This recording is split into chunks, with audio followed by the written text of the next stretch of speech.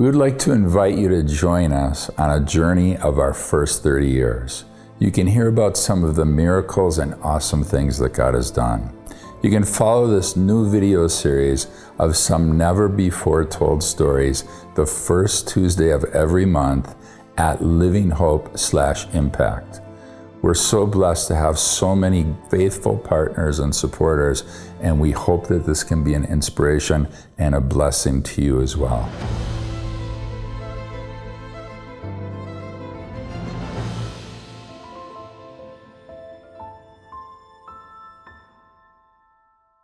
So my first experience realizing that God was real happened with my grandma, who was extremely Catholic but had faith. And I remember I was little, I don't remember exactly how old I was, and the circus was in town. I had never been to the circus, and I was trying to talk my dad into bringing us to the circus because Sunday was the only day he was going to have to go back and work on Monday. And no, we have to go to church. And so we went to church with my grandma, which was normally the custom, and came back, and I remember I was frustrated and almost ready to cry. My grandma was hanging up her coat in the hallway closet, and I said, "Grandma, why do we always have to go to church? Why do we have to go to church every single Sunday?"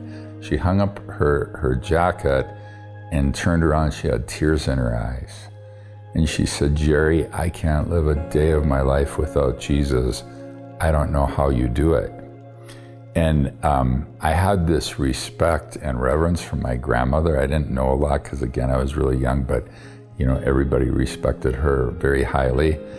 And it basically scared the dickens out of me. I remember going into a back room of her house, and there was a rocking chair that she would sit in. I was scared.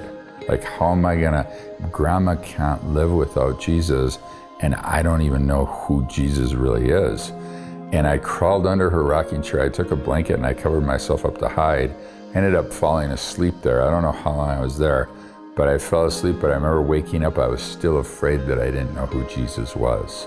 That was my first reality that Jesus is real, and I should probably try to figure this out. After years of this unique preparation and process, and ended up in this village called Chalcatango, Oaxaca. It was a remote, unreached Indian village. In fact, the last missionary that had lived there, some army deserters came and robbed him. They stole his stuff, they stole his truck, and they ran him out of town at gunpoint. And so the missionaries had told me that basically you can't go live there.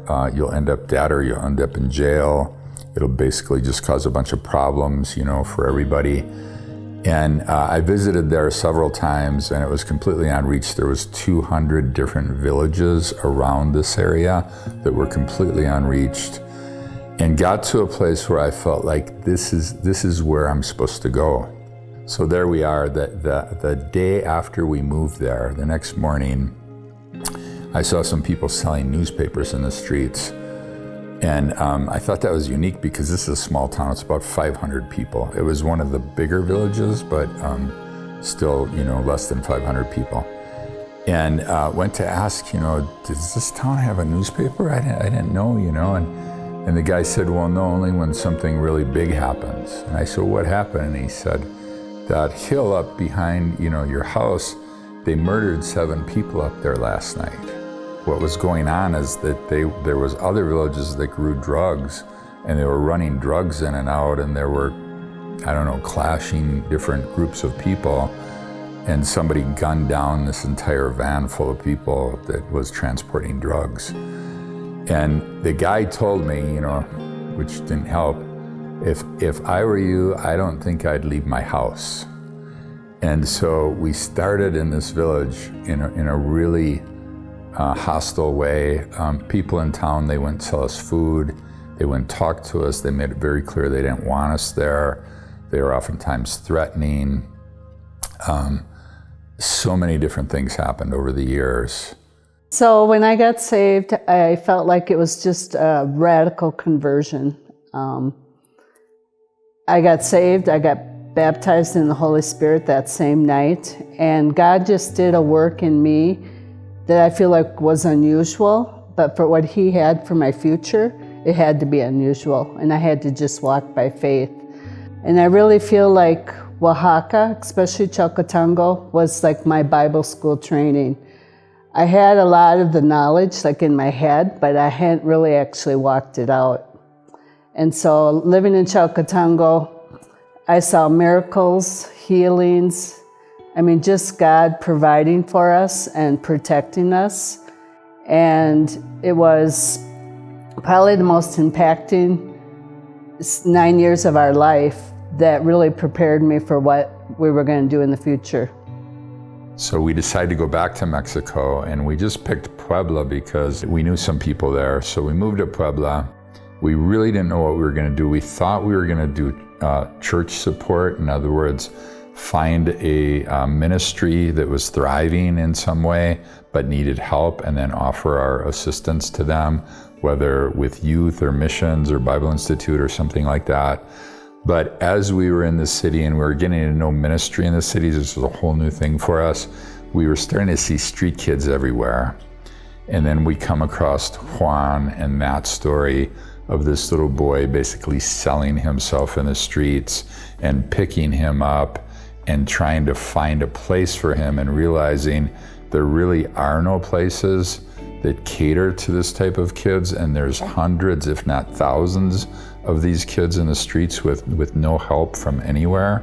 Many places had told us that there were no hope for these kids, which is why in the end we decided to call the ministry Living Hope International, because Jesus Christ is alive. These kids can have hope today. And it was really a process, because it seemed for us like it was going to be impossible.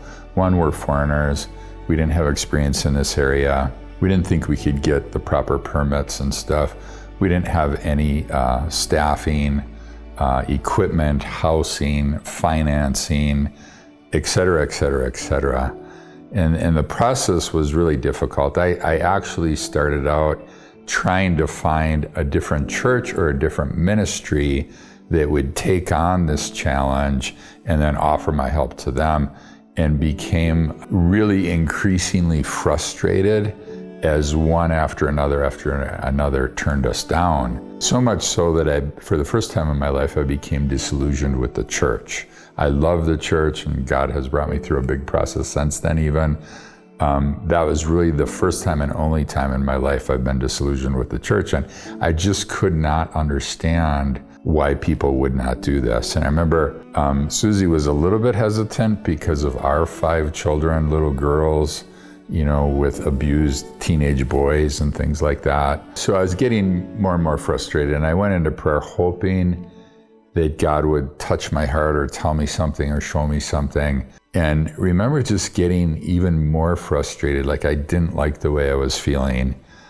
And came out, and Susie was sitting there, and she had told me previously that she said, I don't know if I can do this unless God writes it on the wall for me. She was concerned about, our children possibly being abused in the future. And I came out and she said, how are you doing? And I basically downloaded it on her and told her how frustrated I was.